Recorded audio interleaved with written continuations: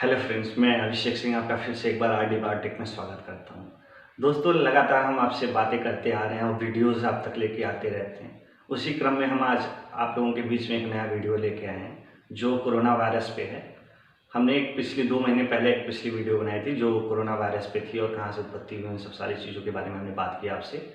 उसी क्रम में ये दूसरी वीडियो होगी जिसमें हम बात करेंगे कोरोना वायरस और करेंटली जो हमारे इंडिया में कोरोना वायरस कितना फैल चुका है और सारी बातों के बारे में डिस्कस करेंगे। तो दोस्तों, सबसे पहले कोरोना वायरस के बारे में बात करने से पहले हम बात करना चाहेंगे आपसे वायरस के बारे में, क्योंकि आप जब तक वायरस के बारे में नहीं जानेंगे तब तक आप जैसे कोरोना या दूसरे वायरसेस, इबोला वायरसेस या दूसरे वायरस के बारे में आप नहीं जान सकते। तो सबसे पहले आपको जानना होगा कि वायरस होते क्या हैं। तो दोस्तों, वायरस जैसा कि उसको हिंदी में हम जानते हैं विषाणु कहते हैं। विषाणु जैसे नाम से ही क्लेरिफाई हो जा रहा है कि विषाणु जिसमें विष भरा हो। विष भरा हो मतलब जाहिर सी बात है कि अगर किसी चीज में विष है तो वो हमें हार्मफुल करेगा, वो हार्म करेगा हमें। तो वायरस को डेमेट्री इवानास्की ने 1892 में पहली बार देखा। उन्होंने देखा कि टोबैको के जो लीफ होते हैं उसमें वायरस था और वो एक जालीनुमा संरचना बनाया था। जालीनुमा संरचना बनाया, उसको उन्होंने नाम दिया टोबैको मोज़ेक वायरस, जिसको हम टीएमवी के नाम से जानते हैं। अब बात आती है कि इसको वायरस नाम किसने दिया, ऐसी संरचना वाले किसी चीज को। तो 1931 और 1932 के दशक में हुआ ये कि इलेक्ट्रॉन माइक्रोस्कोप की खोज हो गई थी। क्योंकि हम आपको बताते चलें कि किसी भी बैक्टीरिया को या किसी वायरस को हम ऐसे अपने नेकेड आइज से नहीं देख सकते हैं, उस खुली आंखों से हम नहीं देख सकते हैं। उसके लिए हमें इलेक्ट्रॉन माइक्रोस्कोप की आवश्यकता होती है। तो 1931 और 32 में इलेक्ट्रॉन माइक्रोस्कोप की खोज हो गई थी। उसको एम बेजर्निक ने उस पर रिसर्च किया और उन्होंने देखा कि वायरस का स्ट्रक्चर कैसा होता है और वो हमारे बॉडी को या किसी भी लिविंग ऑर्गेनिज्म के बॉडी में जाता है और कैसे वो उनको हार्मफुल पहुंचाता है, उनको हार्म कैसे करता है। तो उन्होंने सारी चीज़ें डिस्कस की और सारी लोगों को बताया उनके बारे में कि ऐसी संरचना है और उसका वर्क बताया कि ऐसे वो वर्क करता है, ऐसे वो हमें हार्म करता है। फिर वो करता क्या है, किसी भी ह्यूमन बॉडी या फिर किसी भी लिविंग थिंग में, या एनिमल हो या ह्यूमन हो या किसी में भी, वो उसके इम्यूनो सिस्टम को, इम्यूनिटी को, जिसको हम रोग प्रतिरोधक क्षमता कहते हैं, हमारी बॉडी की एक रोग प्रतिरोधक क्षमता होती है किसी भी रोग से लड़ने के लिए। वो करता क्या है, एंटीबॉडी होता है जिसको हम प्रतिरक्षी कहते हैं, जो कोई भी वायरसेस या कोई भी बैक्टीरियाज या कोई भी ऐसे जो हार्मफुल पहुंचाने वाले माइक्रो ऑर्गेनिज्म है उनको आइडेंटिफाई करना और उनको उसके अगेंस्ट में लड़ना। वो उसके अगेंस्ट में लड़ता है हमारी बॉडी की तरफ से। तो वायरसेस करते क्या हैं, कोई भी वायरस हुआ वो करता क्या है, हमारे इम्यूनो सिस्टम पे जो रोग प्रतिरोधक क्षमता होती है उस पर अटैक करता है। तो हमारे जो व्हाइट ब्लड सेल्स होते हैं जिसको हम श्वेत रुधिर कणिकाएं कहते हैं, उसमें लिम्फोसाइट होता है। लिम्फोसाइट करता क्या है, वो इंडिकेशन का काम करता है, क्योंकि कोई भी वायरस या कोई भी बैक्टीरिया जब अटैक करते हैं तो लिम्फोसाइट जो है उनको आइडेंटिफाई करता है। उनको आइडेंटिफाई करके वो हमारे एंटीबॉडी को कहता है कि आप लड़िए इनके अगेंस्ट में, कोई भी फॉरेन एजेंट, चाहे वो वायरस हो या बैक्टीरिया हो या कोई भी ऐसे माइक्रो ऑर्गेनिज्म हो जो हमारे लिए हार्मफुल हैं, उनमें का। अब हम बात करते हैं वायरस की संरचना कैसी होती है। वायरस ए सेलुलर होते हैं। ए सेलुलर मतलब एक कोशिकीय है, जिसको हम एक कोशिकीय कहते हैं। उसमें होता क्या है, उसमें प्रोटीन होता है और अनुवांशिक पदार्थ होते हैं जिसको हम डीएनए या आरएनए कह सकते हैं। उसमें ना तो कोई सेल मेम्ब्रेन होता है, ना न्यूक्लियस होता है, ना सेल होता है, कुछ भी नहीं होता है। वो उसमें जो होता है ऊपर की लेयर जो होती है वो कैप्सिड की बनी होती है। कैप्सिड मतलब प्रोटीन की लेयर होती है जिसको हम कैप्सिड बोलते हैं। वो कैप्सिड की लेयर बनी होती है।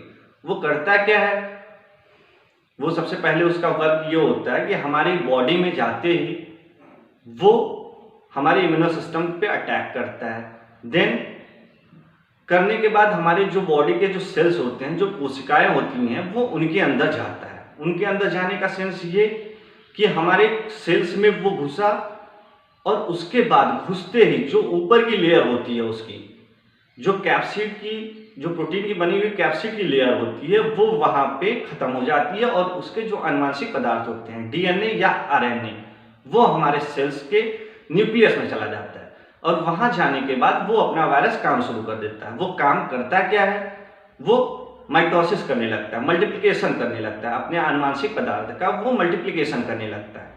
वो मल्टीप्लाई होते होते इतना मल्टीप्लाई कर देता है कि हमारे ऑर्गन को, किसी एक ऑर्गन को या हमारे बॉडी को वो इफेक्ट पहुंचाना शुरू कर देता है।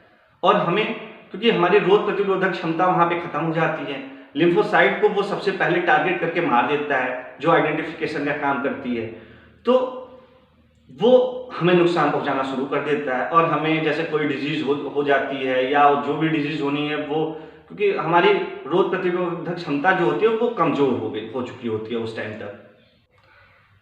अभी तक तो हम बात किए वायरस के बारे में, अब हम बात करते हैं कोरोना वायरस के बारे में।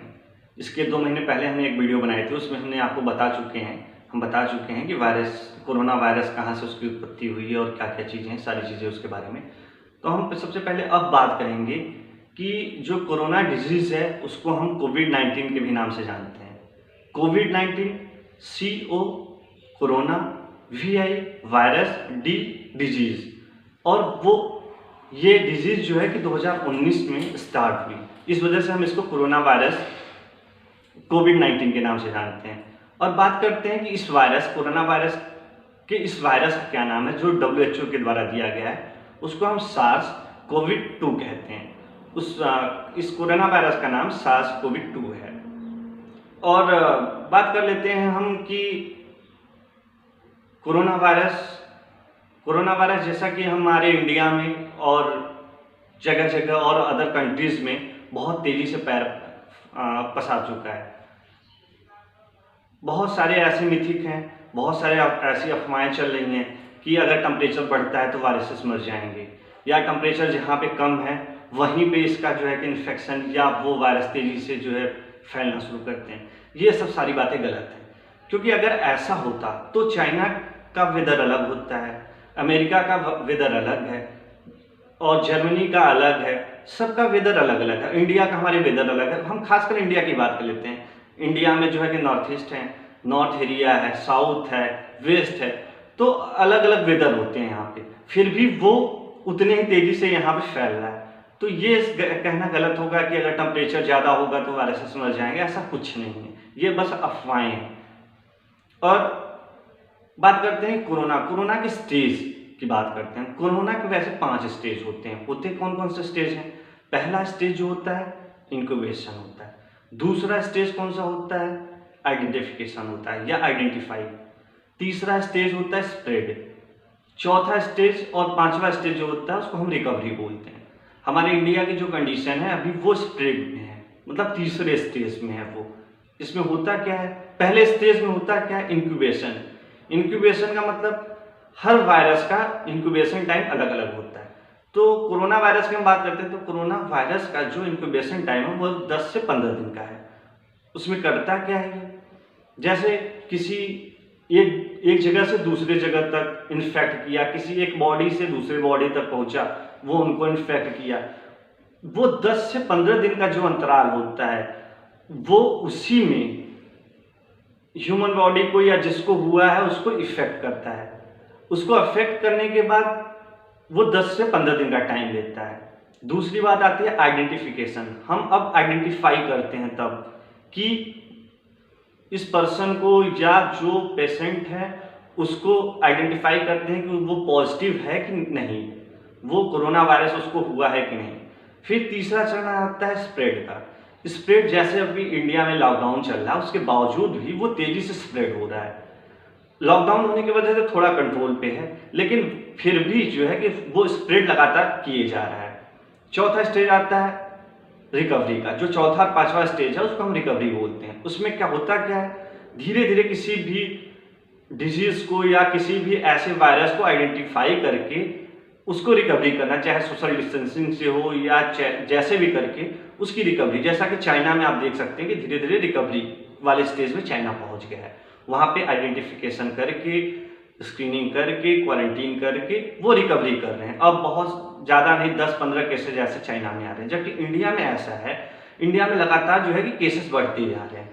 केसेस बढ़ने का मेरे अकॉर्डिंग तो थोड़ा एक रीज़न ये हो सकता है कि अगर लॉकडाउन है, द बेस्ट है, लॉकडाउन होना चाहिए। लेकिन बात करते हैं कि अगर लॉकडाउन है तो हमारे यहाँ जो टेस्टिंग होनी चाहिए, जो टेस्ट होना चाहिए पेशेंट या नॉर्मल भी जो पीपल हैं या पर्सन है उनका टेस्ट होना चाहिए, ऐसा कुछ नहीं हो रहा है। हमारे यहाँ टेस्टिंग की जो स्पीड है काफ़ी कम है। जब तक इंडिया में भी मार्च की बात कर लेते हैं, 7 दिन वहाँ पे लॉकडाउन रहा, अप्रैल पूरा बंद रहा, अब मई चल रहा है, अभी तक जो है कि लॉकडाउन चल रहा है। तो अभी तक हमारे हिसाब से तो ऐसा होना चाहिए कि वो टेस्टिंग की स्पीड है काफ़ी तेज हो जानी चाहिए, और बहुत ज़्यादा लोग आइडेंटिफाई करें जो ऐसे हैं उनको क्वारंटीन कर देना चाहिए था। ऐसा नहीं है कि हम ये नहीं कह रहे हैं कि टेस्टिंग नहीं हो रही, टेस्टिंग हो रही, वाकई में टेस्टिंग हो रही है, लेकिन जो स्पीड होनी चाहिए और देशों के मुकाबले, हम किसी देश के कंपेरिजन नहीं कर रहे हैं अपनी सरकार से या अपने देश की। हमें ये होना चाहिए कि आप देख भी रहे होंगे कि मैक्सिमम केसेस सिर्फ शहरों से निकल के आ रहे हैं। शहरों में जो है कोरोना वायरस के केसेस ज़्यादा हैं, गाँव जो ग्रामीण इलाके हैं वहाँ केसेस बहुत कम हैं। तो हमारे हिसाब से जो शहरी इलाके हैं उनको पूरी तरीके से सील करके वहाँ पे टेस्टिंग की जो स्पीड है, जो प्रक्रिया है, और तेज़ कर देनी चाहिए। और बहुत सारे ऐसे जो मेडिकल स्टाफ जो हैं, चाहे पैरामेडिकल स्टाफ हो, चाहे डॉक्टर का स्टाफ हो, उनको हायर करके गवर्नमेंट या जो प्राइवेट हैं, प्राइवेट ऐसे जो लैब्स हैं, वहाँ पे आप सेंटर बना के वहाँ पे टेस्टिंग की स्पीड और तेज़ कर देनी चाहिए। और जो भी जैसे पैरामेडिकल स्टाफ हैं या डॉक्टर हैं उनको हायर करें, क्योंकि हम इस लॉकडाउन में देश के साथ खड़े हैं। तो क्यों ना, अगर हम पैरामेडिकल स्टाफ हैं या डॉक्टर हैं तो हम देश के लिए कुछ तो करना चाहेंगे ही जरूर। तो अगर गवर्नमेंट हमें ये कहती है कि आप आगे आके हमारी सहयोगिता करिए, हमारे सहभागी बनिए इस कोरोना वायरस में, तो बिल्कुल बहुत सारे ऐसे जो पैरामेडिकल स्टाफ या ऐसे डॉक्टर हैं वो तत्परता के साथ खड़े रहेंगे। तो सरकार को ये करना चाहिए कि उनको हायर करके, उनको ट्रेनिंग प्रोवाइड करके, हम नहीं कह रहे हैं कि वो प्रशिक्षण बहुत उनका तेज होना चाहिए, क्योंकि पैरामेडिकल स्टाफ या डॉक्टर्स हैं उनको थोड़ी नॉलेज उसके बारे में होती ही होती है। अगर वो करते हैं तो और जो हमारी टेस्टिंग की स्पीड है और तेज हो जाएगी। तो हमारा सबसे पहले फोकस होना चाहिए टेस्टिंग पे, क्योंकि टेस्टिंग हमारी अगर ज़्यादा है, मैक्सिमम से मैक्सिमम टेस्टिंग हम करते हैं तो आइडेंटिफिकेशन हम इजीली कर पाएंगे। आइडेंटिफाई होने के बाद क्वारंटीन करने में ईजी होगा। और देशों के मुकाबले बात करते हैं, हमारी स्थिति हमारे यहाँ की, हमारे इंडिया की काफ़ी ठीक है। लेकिन लॉकडाउन की वजह से ये ठीक है, अगर कहीं ऐसा होता है कि लॉकडाउन खुला तो ये कोरोना वायरस और तेज़ी से स्प्रेड करना शुरू कर देगा। जैसा कि आप देख पा रहे हैं कि ये करंट का डाटा जो दिया गया है गूगल से, हम ऊपर आपको दिख रहा होगा, ये करंट का गूगल द्वारा दिया गया डाटा है। ये वर्ल्ड वाइड डाटा है, वर्ल्ड का पूरे डाटा है, उसके बाद जो है इंडिया का डाटा है। दोस्तों, अगर आपको मेरी वीडियो अच्छी लगी हो तो आप एक लाइक और एक शेयर जरूर करिएगा, और अपना जो भी सजेशन है आप कमेंट बॉक्स में दे सकते हैं, क्योंकि आप अगर कमेंट करेंगे तो थोड़ा हमें भी नॉलेज होगा उसके बारे में और चीज़ें हमें सीखने को मिलेंगी दोस्तों। तो इसी के साथ थैंक यू।